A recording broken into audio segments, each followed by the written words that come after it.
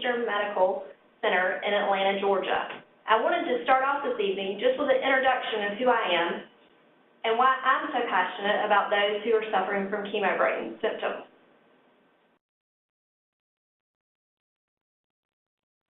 So, I've actually been here since May of 2013, so almost 4 years. Now, you might be wondering, what in the world does a speech therapist have anything to do with chemo brain? And that's a great question. In fact, it's a question that I have to answer almost every single day. As a speech therapist, I receive training in helping those who have short-term memory issues, focus and concentration issues, and trouble multitasking. And as many of you are aware, these are also symptoms of chemo brain. So, oftentimes when people complain of these symptoms, speech therapists are the ones to help. In my almost 4 years here, I've had dozens of patients refer to me each year for cognitive changes. And almost all these patients have the same question: am I losing my mind? And you may be sitting at your house tonight thinking, oh my gosh, I can so relate. I ask myself that all the time. Chemo brain is a devastating side effect of cancer treatment. It can be quite frustrating. I hope tonight that you'll learn a tip or two that'll help ease that frustration. So let's start off with, what is chemo brain? What's the official definition? Well, the definition of chemo brain is any cognitive change that occurs during or after cancer treatment. The symptoms you may experience with chemo brain include difficulty finding words.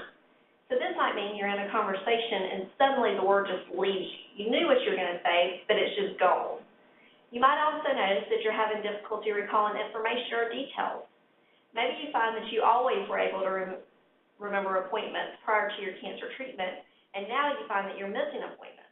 Or maybe you always paid your bills on time and never had to have a reminder, but now you find that, oops, that power bill is 3 days late. You also might see that you're having difficulty multitasking. This would be, maybe previously you could cook, talk on the phone, and also read the newspaper at the same time. Now you might find that if you try to cook and do anything else, you become distracted and you burn whatever's on the stove. You also might find that you have difficulty focusing and concentrating. So you might find that in large environments when there's a lot of noise, it's hard for you to focus on whoever's speaking. Or you might find that you're trying to do important work at your job, that people come in and keep interrupting you, that you have a hard time figuring out where you left off. And you spend most of your day trying to get one task done. Another symptom that you could experience, that it takes you longer to complete a task than it used to. Maybe it only took you 30 minutes to get ready and get out the door, and now you find that sometimes it's taking you 45 minutes to an hour just because you become so easily distracted.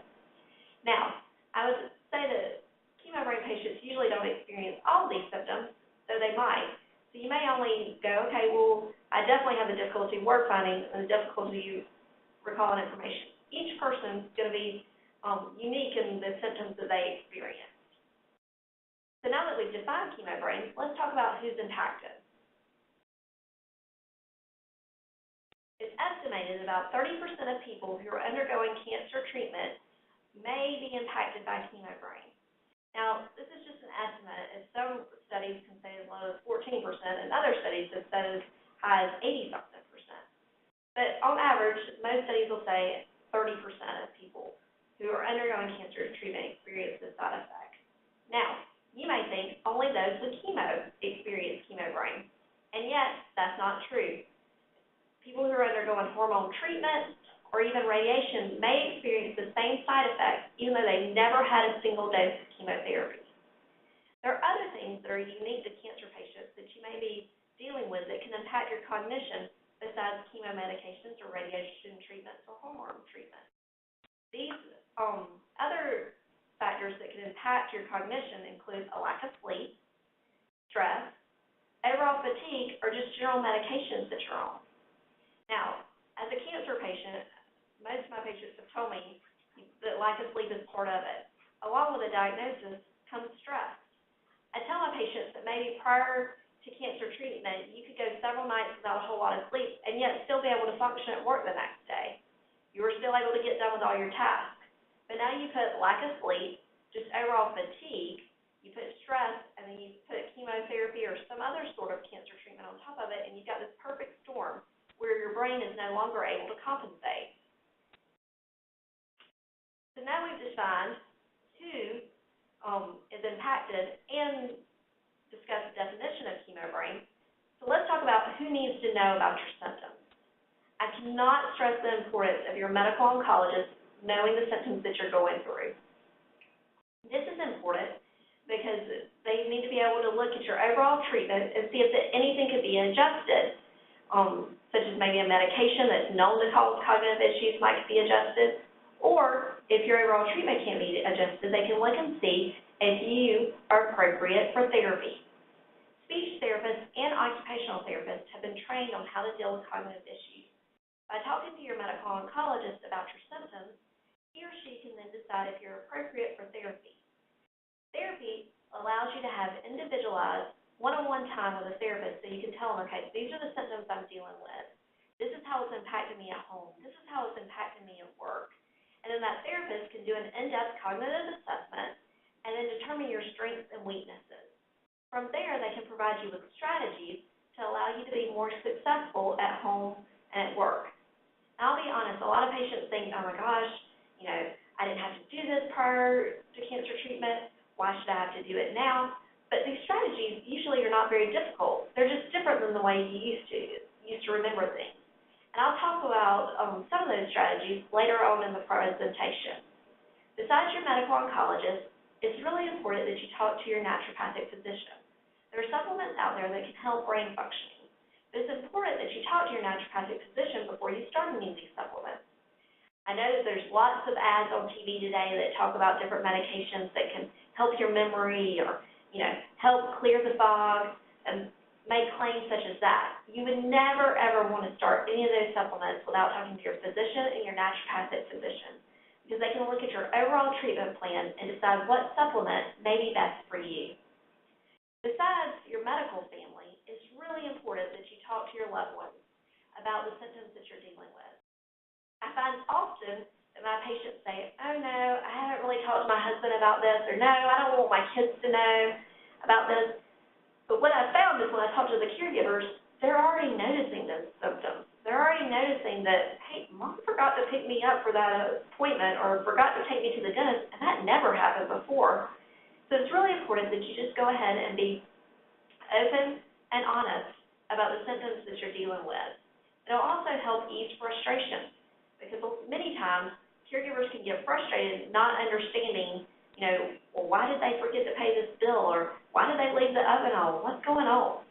So it's important that you just sit down with your loved ones and say, listen, I'm noticing that I'm having difficulty remembering words. I'm having difficulty doing this. I'm going to need some more help. I had a caregiver tell me, I had no clue that my wife was having any issues until she forgot to pay a bill. And then I thought, oh my gosh, how did you forget to pay this bill? He goes, I was upset at first. I was like, you've never done that. Now I'm just going to take all the bills away. He goes, it wasn't until she sat down and told me, hey, listen, I'm really noticing I'm having trouble remembering this. He goes, and then I started researching and found out about chemo brain. Did I really understand what she was going through? And he goes, and I wasn't mad anymore. I realized that I needed to step in and help.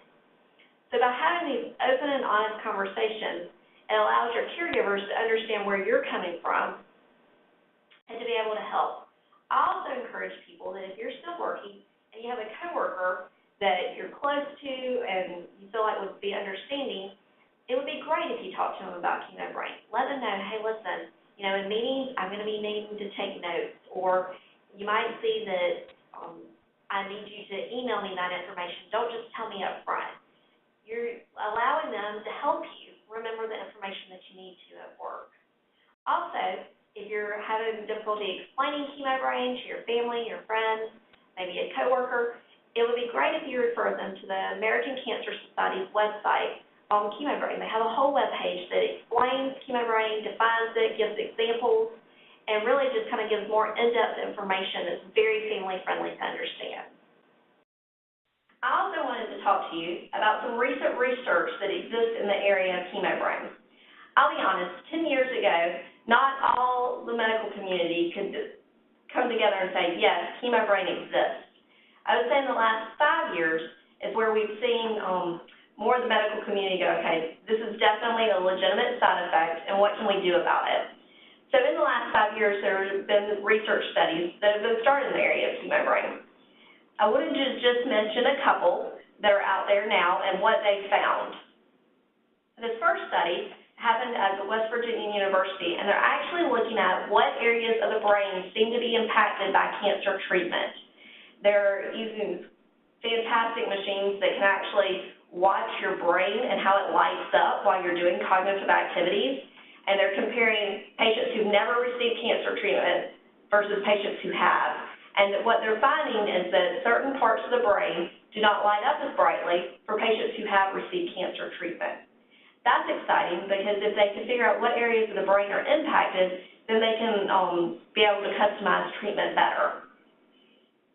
The second study I want to mention was one from the University of British Columbia. Now, you and I, as humans, have the tendency to let our mind wander, and that's completely normal. We have the ability for our mind to wander, but then focus and come back to task. What this study found is that people with chemo brain who've been treated with chemotherapy, their brain doesn't come back to task as easily and stay focused. It seems to be in more of the wonder state, wandering from one idea to the next, and not focusing the task at hand. Some of you might be sitting at home going, yep, that's me. I'll start a task or an activity, and then my mind just starts to wander. And in fact, there's research to show that's true. That's actually what's happening.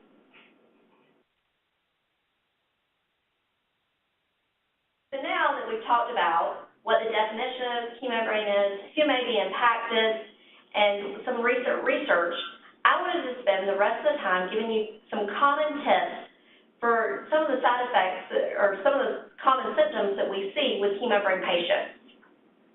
The first one we're going to talk about is word finding difficulty.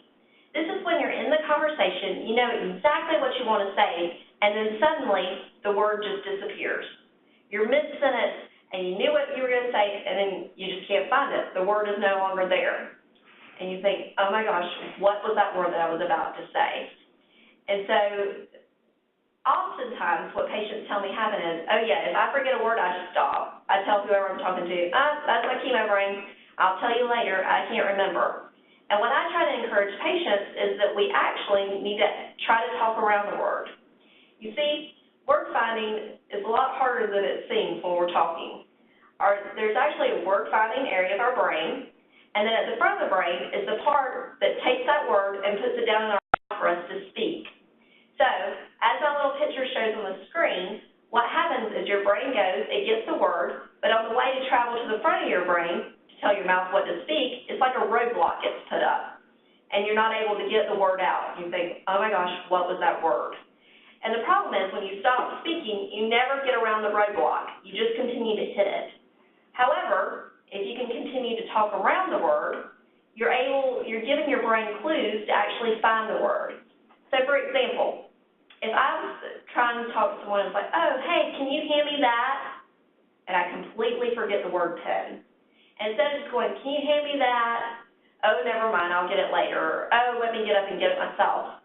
Instead of doing that, I encourage patients to say, hey, can you hand me the thing that I write with? You know, the one with ink. What you're doing is you're giving your brain clues to be able to find the word pen. You're also giving clues to the person who's listening to you so they can follow along the conversation. So, how do you really talk around the word? I tell people it's really important to use descriptions. So, if you can think in your brain what it looks like, what the object looks like, and you just cannot get the word out, then that's what you do. You describe that object. So, for example, let's say that, you were in the middle of the sentence and you were trying to say, oh, I need to go to Target, and you completely blank on the word Target. So you could describe it. You say, oh, I need to go to the store that has a red bullseye. It's next to Walmart, down on Main Street. And you're giving your brain clues for you to come up with, oh, Target, I need to go to Target. Or the listener who's listening to you goes, oh, do you mean Target? Is that where we need to go? And so they're able to provide the word for you. This is also great when you can't remember someone's name. Okay, that's usually one of the number one complaints I get from my patients is, hey, listen, Jennifer, I was never good with names, but I am really not good with names now. So let's say you're trying to describe somebody that you just had a conversation with yesterday to your husband or wife. You can say, oh, I was talking to, I can't think of her name. She's the woman who sits on the second pew at church on the right side. She has the red hair and the glasses, and she has 3 kids, and I think her husband works with you. And then you're giving your brain clues to come up with a name. If not, your spouse can go, oh, you mean Louise? You go, absolutely, that's right, I was talking to Louise yesterday. It's just important that you continue to keep communication flowing versus stopping and letting that roadblock get in your way. The second common symptom that I want to discuss is memory difficulty and how to help with that memory difficulty. The first one is I cannot stress the importance of using schedules and calendars, okay? You may have never had to use a schedule and calendar before, but what I found when testing many patients who suffer from chemo brain is that usually their visual memory is much stronger than their verbal memory. What that means is your ability to see and remember is much better than your ability to hear and remember. So that's where the calendar and the schedule can become in use. So with the calendar, most people say, oh, I put things in my phone. Here's the problem. If you're on the phone with somebody and they tell you an appointment, it's really hard for you to be on the phone and then put your appointment in the phone. I've also found that sometimes we get a little bit overstimulated by our phones and the beeps, so much so that we end up ignoring them. So I suggest that people get paper calendars. Old school, and you put that calendar up in a place where you can see it. I tell people either your refrigerator, because that's where I go most often, or you can put it over your desk in your office. It just needs to be a room that you're going to go to often and that you're going to see the calendar. On that calendar, you want to put all your appointments. Even you come into CTCA, you need to put on there, leave for CTCA, return from CTCA. Not only appointments, it's important to put on there, but any sort of event. Maybe you have a family get-together, there's anniversaries or birthdays that you need to remember. You want to include that on the calendar. And also, you want to put on there when your bills are due. I cannot tell you how many patients have said, Jennifer, I totally forgot to pay this bill because I got it out of the mailbox, took it in my house, and then I just randomly put it on a shelf that I haven't looked at now for a month, and I realized I never paid that bill. By putting your bill due dates on the calendar, you're allowing yourself to be reminded, oh yeah, the power bill's due. Let me go ahead and send that in. I advise patients that it's important that you look at that calendar twice a day. Look at it in the morning when you get up to see if you have anything scheduled for that day. And then also in the evening before you go to bed, so that way you can say, oh yeah, I've got this coming up tomorrow. I need to wake up earlier than normal. When it comes to schedules, I always advise patients when you come to CTCA to get a new printout of your schedule. I'm sure that you've all experienced going home with one printout, and when you come back, we've added appointments to your schedule, and you thought, this doesn't look anything like the printout I left with. I tell patients it's so important when you come in and check in first thing that morning on a day where you have all appointments, go ahead and get a new printout. Have that schedule with you. Have it close by. Don't assume, oh, I'll remember that appointment. Check the schedule throughout the day so that way you make sure that you make all your appointments and don't forget any. Now, the second tip for memory difficulty is the importance of alarms. When I first started working with patients who had chemo brain, I started seeing a trend when it came to laundry and cooking. And that trend was, oh yeah, I ended up leaving my clothes in the washer for days. I forget about it. It's not where my washer and dryer, not where I see it, and so therefore, I put them in, I get distracted, and so, hey everyone, if you're not on mute, please put your phone on mute.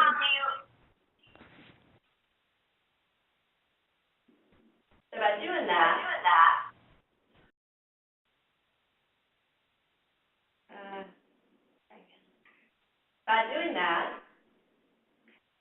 thank you everybody. Okay, so by making sure that you end up leaving your laundry in there. The same thing can happen when cooking. I had patients say, oh Jennifer, I get to cooking, I get distracted, I end up burning food, or I actually leave and I have my stove on even after I'm done cooking.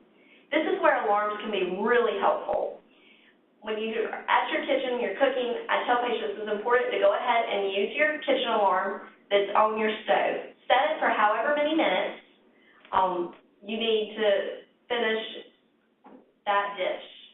And then that way when the alarm goes off, if you walked away from the stove, you remember to come back to it, turn off the alarm, turn off the stove, get your food off. Same thing with laundry, okay? When you know, okay, I'm going and I'm putting this load in the wash, it takes my washer 35 minutes to finish a load. So you'll turn your timer on for 35 minutes. You can use that same kitchen timer, or you can use a timer on your phone, so that way in 35 minutes, you'll make sure to go back to your laundry, okay?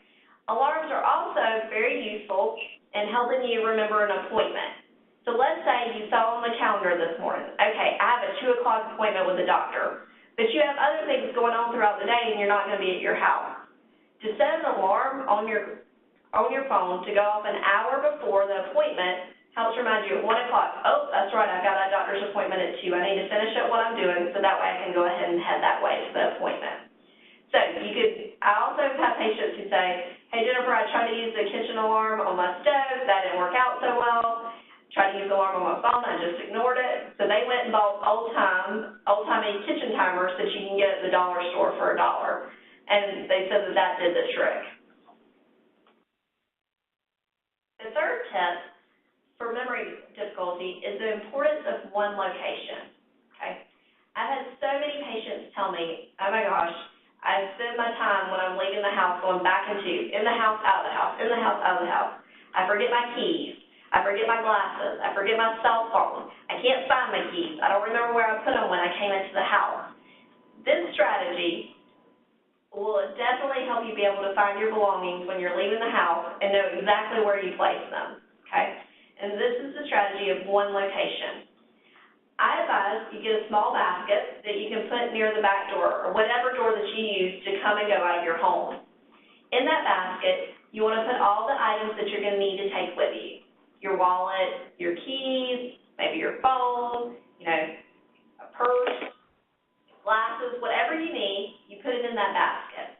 So that way, when it's time to leave, you just grab everything out of the basket, take it with you, go to your car.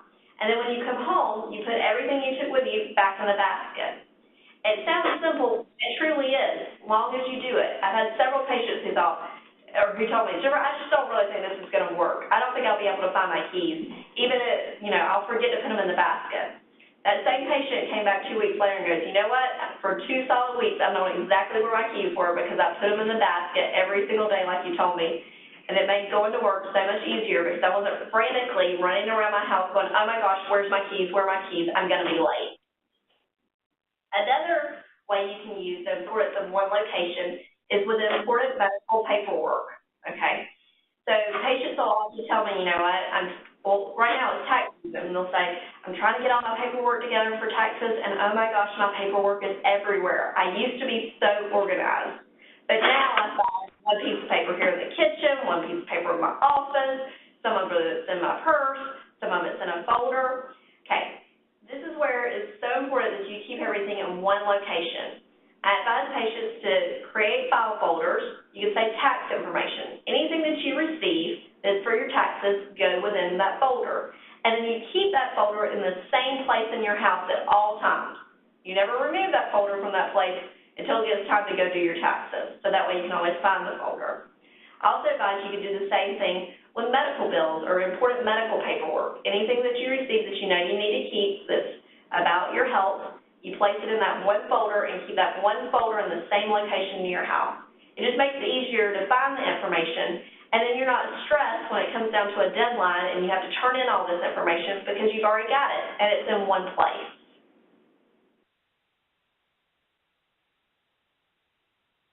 Now, I want to talk about difficulty multitasking. I don't know how many of you feel like the poor girl who's in the corner of the picture, but that you're juggling 50 things at once. And honestly, that's kind of the culture that we live in. It promotes multitasking. Everybody thinks as soon as the cell phone goes off, you must answer it. You can answer an email at the same time, send an instant message. You're doing multiple things at a time. And that can prove to be troublesome if you're experiencing chemo brain. In actuality, there's been a lot of research done to see if we're more efficient and more effective if we use multitasking versus if we do one task at a time. This research has been done on people who are not experiencing chemo brain, just the average person who reports no issues. And what they found is that we're actually less effective if we try to multitask than if we do one task at a time. In fact, when they looked at our brains under MRIs, they found that the amount of brain that lights up is less if you try to do more than one task at a time versus doing one task at a time. You're more efficient and you're more accurate if you only do one task at a time. So that's one of the strategies that I teach, is that instead of trying to multitask and going, okay, you know what, I'm going to start with my laundry, I'm going to start cleaning the house. And then what happens is you start cleaning your house and you go, oh, that letter needs to be mailed out. Let me go out to the mailbox. Go out to the mailbox, put the letter in. Oh, I did not finish picking up pine cones the other day. I probably should do that. Start picking up pine cones. Then you get back inside and you think, oh, it's time for me to go to that appointment, but let me leave. And what happens is your house is still half clean. Maybe your yard doesn't have all the pine cones picked up, and now you've left to go to an appointment. Versus if you had started and go, okay, I see that letter that needs to be mailed, but let me finish cleaning, and I'm going to put that letter right by the door, so that way when I leave for my appointment, I take it out to the mailbox. What you find is that you might be quicker at getting tasks done than if you're trying to do multiple tasks at once. I also tell people that it's important that you identify your distractions, okay? We each have different distractions. Something that, you know, when it happens, oh, your brain has totally switched gears. It can be anything from your cell phone going off, or it could be if you're at work, an email coming through and that instant bubble just popping up and saying, new email. And you think, oh, I need to go open that. It can be family members can be distracting. You have to figure out what is your distraction. What keeps you from getting tasks done? Or what keeps your mind from staying focused on an activity? Because once you identify your distractions, then it's important that you create an environment where you can focus. So, at my Chemo Brain Assistance group that meets here at SCRMC, we were discussing this topic a few months ago, and one of my patients shared, Jennifer, this is so true. She goes, I identify my distractions for my husband. She goes, he's super sweet, and I love talking to him, but sometimes I'm in the middle of the task and he just starts talking and I get way off track. She goes, so number one, that's my distraction. She said, number two is my cell phone. Every time a text message goes off, I think, oh, I got to go answer that. I wonder who's texting me. So she goes, I decided, okay, those are my two distractions. So she goes, I decided there needed to be a place in my house that I could go to get important things done where I could focus, where I wouldn't be distracted by my cell phone or my husband. She goes, so I picked my craft room, and I thought, that's perfect. I love my craft room. She goes, so I left my cell phone downstairs. I told my husband, hey, give me 30 minutes. Let me get this important paperwork done, and then I'll be back down. She goes, and I go up to my craft room. She goes, and then you know what I figured out? My craft room is distracting, too, because I really love it. And I wanted to get my scrapbooks done. She goes, and I started pulling out scrapbooks and thought, I'm not getting any of my paperwork done. She goes, so something that I didn't think was a distraction ended up being a distraction. So she discovered instead of doing important paperwork in her craft room, she would need to do it in her dining room.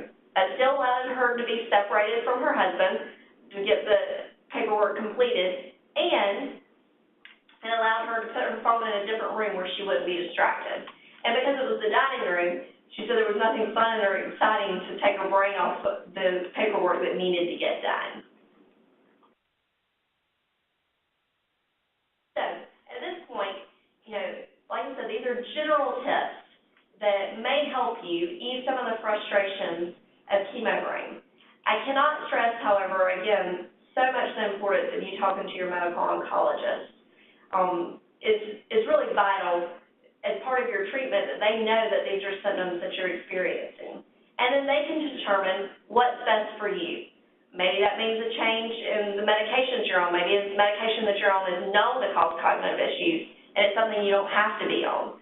But your doctor will be able to make that decision. Maybe you have to stay on everything you're on, and it means that they're going to send you over to therapy where you can work one-on-one with a therapist who can provide you with strategies that are more specific than the general strategies that I've provided here. I think what's the most important thing that I kind of want to drive home is that you are so not alone in this process. There are so many patients in whatever center that you're at out of our 5 who are dealing with the same exact symptoms, okay? They're dealing with chemo brain, and they get it. They get how frustrating it is. And so it might be nice to open up and talk to some other patients and say, hey, are you dealing with this? Because honestly, other patients are who are going to be able to go, yeah, absolutely, and this is what I do. Our support group that meets once a month here at Southeastern kind of allows patients to get together and connect, because honestly, that's what I kept hearing for the last 4 years is the first question was, am I losing my mind? And then the second question was, oh my gosh, other people are dealing with this besides me. I thought it was just me. So you are not alone, and I hope that some of these tips will be helpful to you. Now, we wanted to open up time for everybody to provide questions. I know that some of you have started chatting maybe questions in, and Nina is actually going to write those questions down for me and provide them over, and I'll read the question out loud and then give answers as best I can. So is it easier for me just to send these to you? Sure. Is there comments? Yeah. Okay. So Nina's going to send them to me live time, and I'm going to read the questions and then answer them. So give us just a moment as we get that going. Yes, so it's the top 2, and I'll keep an eye out for other questions, so everyone please keep sending them in. We'll get them over. Okay, let's see. It's the top 2. So it says, I have times when I space out and stare off into space. Is that a symptom of chemo brain? That's a great question, Betty, and it proves the point that not every single person's presentation of chemo brain is going to be like others. So you staring, if you space out, that might be a symptom of you being distracted, losing focus or loss of attention, which are symptoms of chemo brain. Again, it's important that you talk to your medical oncologist and your PEC team and say, hey, I've started noticing this, and if you can actually pinpoint the time, that also helps the physician figure out why is that happening. And then, okay, the next question comes from Karen R. It says, I really struggle with numbers and simple math. Is that normal after 2 years? Karen, great question. So the one area that almost all my patients talk about is, listen, numbers give me a lot of trouble. And I used to calculate things in my head, and now I can't. And here's the reason. Math calculations require a good bit of attention and focus, and you need to be able to think about it in your head and make changes. So a lot of patients, say, hey, I have trouble with this. Again, I think that's a great specific example that you could give your PEC team to say, hey, listen, I'm 2 years out, I'm still struggling with these numbers and simple math. I have a lot of patients who say, I'm having to rely on a calculator a lot more than I used to. Okay, I got one more for you. I'm just going to read it. Okay, sure. All right, so Karen, thanks for sending another one. Karen asks, do you have any suggestions for remembering content, flash readings, especially in a timely manner? I'm a trainer and teach classes requiring me to learn new material. Takes a very long time, all caps, to learn and remember things. Yeah, so fantastic question. Many patients say, hey, listen, I am not reading and retaining new information as well as I used to. A tip on that, how to better comprehend this, I tell patients, you may have never had to do this, but this may help. Underline or highlight the important information and then read that information out loud, okay? So the underlining and highlighting makes your brain go, oh, well, that's different than the other print. That must be more important. But when you actually read the information out loud, you're given an extra layer into your memory. Just to read it provides, one level of memory, but to actually hear it after you've read it provides another layer. A third tip, if you find, okay, I'm highlighting, I'm reading out loud, I'm still having trouble, rewriting the information adds yet a third layer into your memory. Okay, our next 2 questions are kind of similar. The first says, it's been 6 years that they had chemotherapy, but I still have symptoms. What do you suggest? And then the second is, does chemo brain ever go away? Okay.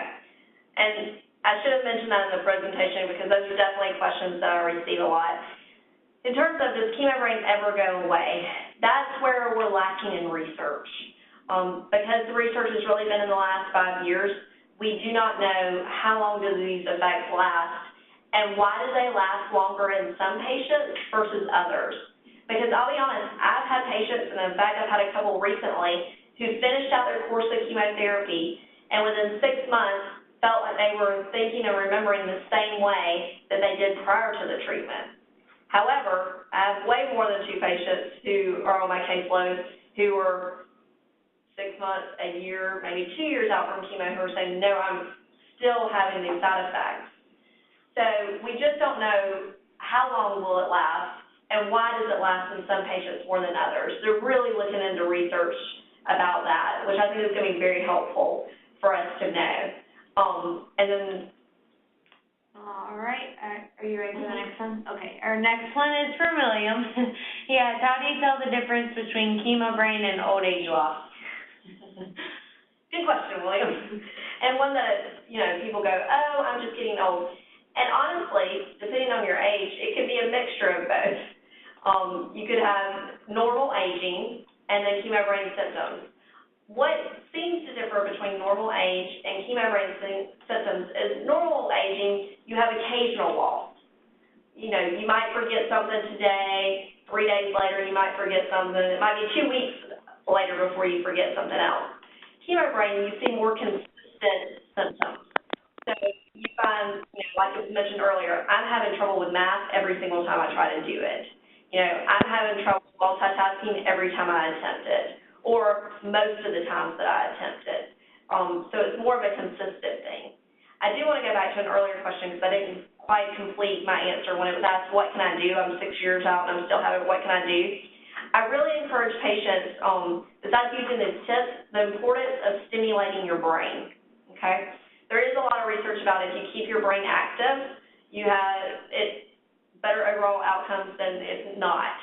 So ways that you can keep your brain active, if you enjoy reading, reading may be a way to keep them active. Doing crossword puzzles, word searches, different apps that are on your phone or games that are on the computer can be stimulating to your brain. Something that's out of your routine and active. A lot of my patients are currently not able to work. And as we know, work is quite stimulating on your brain. And so if you're not working, what happens is you're not kind of getting that same stimulation you did when you were working.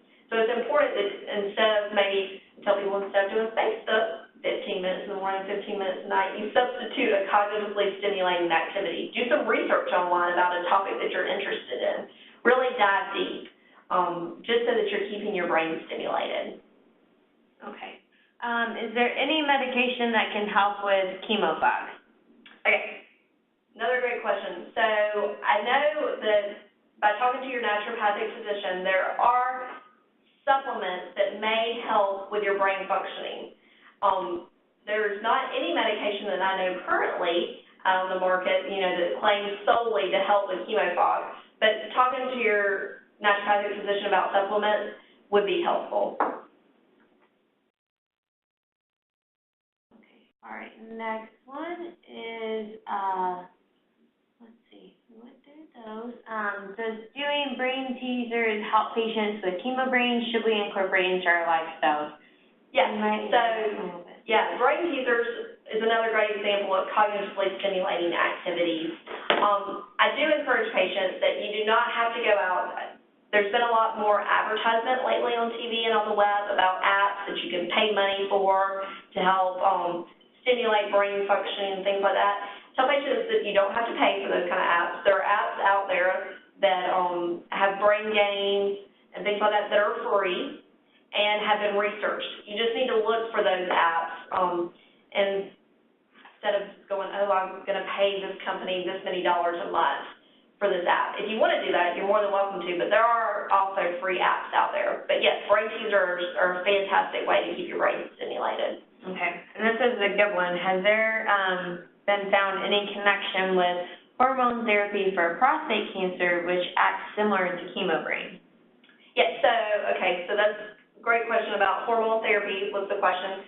And Yes, so when I've been doing research and looking, and I can't say specific to prostate cancer, so you might want to look for that, but I do know that hormone therapy is one of those treatments that even if you've never received chemotherapy, specific types of hormone therapy can have symptoms and side effects of chemo brain, having difficulty multitasking and, difficulty remembering information, or maybe even word finding issues with different types of hormone therapies.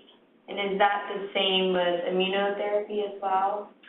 I'm not so sure about immunotherapy. That's not something that I've seen in the research, so that's a great question. That's something I would need to look more into, but it would be a great question to ask next time you see your physician. Okay. Will CTCA do any studies in the future for chemo brain? Oh, I like that idea. So the question was, will there be any studies in the future at CTCA? I think that would be fantastic. There's not any in the works that I'm aware of, but would love to see that happen because it's definitely a field that needs to be investigated, and there's very little research out there. And honestly, what you'll find most of when you start researching is with patients with breast cancer. A lot of the research with chemo brain has to deal with breast cancer patients, but they're starting to expand that and look at other cancer types as well. Okay. Oops, we just got several through, so hold on one second. Let me catch up with the thread. Let's see. Does time of day, so sunny daytime versus night dark time, affect chemo brain? Does one trigger it more than another, or no different? Okay, great question. So it doesn't necessarily about sunny versus dark trigger your chemo brain, because that kind of is always there. But what I have found with my chemo brain patients is they say that there's certain times of day that they feel like that they're clearer and it's easier for them to get tasks done than other points of day. And that usually has to do with those other factors that I talked about earlier, is because they're more well-rested and they're less fatigued at that time of day, so they're able to get more done. For many of my patients, they say that first thing in the morning after they've had a good night's rest is when they're able to get more tasks completed and they're able to focus better. However, I've had several patients who said, you know what, I used to work night shift, I'm better at night, I can't get any kind of paperwork done in the morning, I can't focus, but if I wait until night, I can get it done. So you really just have to, and I encourage patients to look at their days and see, okay, when am I actually better? When can I focus better and get more things done? And then try to get all your important tasks done during that time period. Yeah, and Bevin, I just unmuted you. Someone from Midwestern had a question if Midwestern has a chemo brain support group.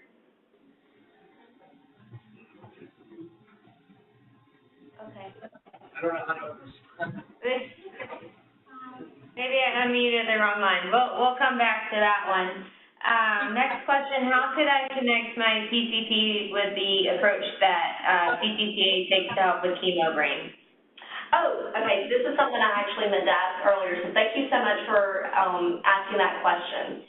This is great when you're trying to educate family members, maybe providers at home, who don't have much experience with chemo brain. The American Cancer Society has a fantastic webpage about chemo brain. So if you just Google chemo brain plus American Cancer Society, the first thing on Google that pops up is the page. You pull it up, it gives great information that gives the definition of chemo brain, talks about what some of the symptoms of chemo brain are, talks about what current research is out there with chemo brain, and it also allows caregivers to have some pointers of how they can help best support the patient. So, and give some tips to patients as well. So that might be something you can direct your PCP towards so that they get more knowledge about chemo brain. Because you're right, a PCP in a general practice may not have encountered as many patients who are dealing with chemo brains than CTCA does on a daily basis. Okay, we've got a couple more really great questions. And for those of you, if you're not in front of your computer screen right now, Bevin did message back, and she's not aware of a chemo brain group at Midwestern right now, but she's going to look into it.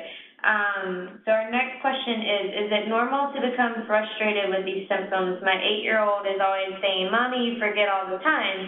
How can I explain symptoms to an 8-year-old that notices something different about Mommy? Okay, that's a good one. That's a fantastic question. Yes, it's completely and utterly normal to become frustrated with these symptoms. In fact, I think that's part of accepting the symptom is first to become frustrated and be like, oh my gosh, this is driving me insane. Now, about talking to your 8-year-old, it depends on how much you've let your 8-year-old in on this process, but you might could say, you know how mommy has to go to the hospital once every 3 weeks and get treatment? You know, well, that treatment sometimes makes mommy forget things, and you might have to remind me more often. But you know what?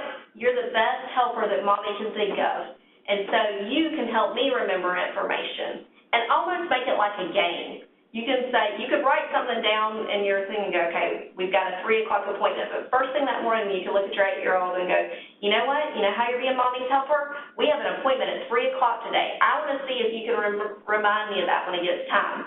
Now, know that you've set alarms and you've put it on your calendar so you don't forget, but you're allowing her to feel like she's helping mommy, and so that she's part of it. Okay, and someone asked if they wanted to look for a specialist in their area, their hometown area, what to look for to get local treatment. Another fantastic question. So, as I mentioned earlier, speech-language pathologists and occupational therapists are trained to help those who are having cognitive changes, whatever the reason may be, whether, you know, it could be from chemo treatment or cancer treatment or a stroke or anything like that. I would advise when you're looking to, it's sometimes harder to find adult speech therapists or occupational therapists than it is to find pediatric. So it might be easier to look at the hospital systems that are in your area, go to their websites, look and see, you know, if they provide rehab services, and then see what they provide those areas in. You'll get pretty clear idea when you're looking at those websites, okay, do you only do children or do you also do adults? It's also very important, make sure that you reach out to your physician here at CTCA because they might can help make the connection for you. It might, they've referred another patient in your area to a local therapist. Okay, and I don't see any more questions right now, so if you think of any in the next, you know, couple minutes, feel free to send those in and we'll address them. I just wanted to let everyone know that this, the recording of this webinar will be on cancerfighter.com by March 14th, so if you want to go back and review this information or share it with your loved one or your doctor back home, you'll be able to access it there on cancerfighter.com. We also wanted to let you know that we are launching new online communities on cancerfighter.com. In those communities, you'll be able to connect with Cancer Fighter members who you have met at the hospital and also meet new members from the comfort of your own home, just like we're doing tonight with this webinar. Join the communities that interest you to talk about topics anywhere from dealing with chemo brain to who has the best smoothie recipe. Learn how other cancer fighters talk to their kids and family about cancer and even plan to meet up at events and races in your hometown. All of this is live on cancerfighter.com now. Just log in and then click on groups in the blue bar at the top of the page, and we hope that you'll check those out on cancerfighter.com soon. And I do have one last question from William. So is chemo brain with us for the rest of our life? Hey, great question, William. So it's one that I can't really answer a clear-cut yes or no. We've got so many patients, very much individual to individual. Some patients say, you know what, I'm 10 years out. I've had a gentleman come to my group and go, I'm 10 years out, coming on surveillance, and I'm still having these symptoms. And like I said, I have other people who are fewer than 10 years out who go, oh no, those symptoms resolve for me. So it's very hard to say if it's going to be for the rest of your life or not. And the research doesn't exist to tell us one way or another. I think it's just important, instead of waiting, to say, okay, well, this will go away at some point. This will go away. A lot of my patients said they did that for a while, and they just became more and more frustrated. So instead of going, okay, this will go away, look and go, okay, which one of these tips maybe can I put into place so that way I'm not as frustrated. Maybe I don't use a calendar, and while I never used a calendar before, maybe I should start using a calendar so that way I make sure I get to my appointment or whatever tip best fits your needs. Okay, so that is all I see right now. Thank y'all so much for joining, and Jennifer, thank you so much for all the time you put into this. And definitely check out the recording on cancerfighter.com sometime next week. And if you think of any other questions in the meantime, just send them to your cancer fighter coordinator or specialist at the hospital, and they can forward them either to the expert at your hospital or to Jennifer, and we'll get them answered. So thank y'all so much for joining, and have a really good night. Have a great evening, everyone. Thank you, Jennifer and Nina. Thank you. Bye, Allison. Have a great week. You too.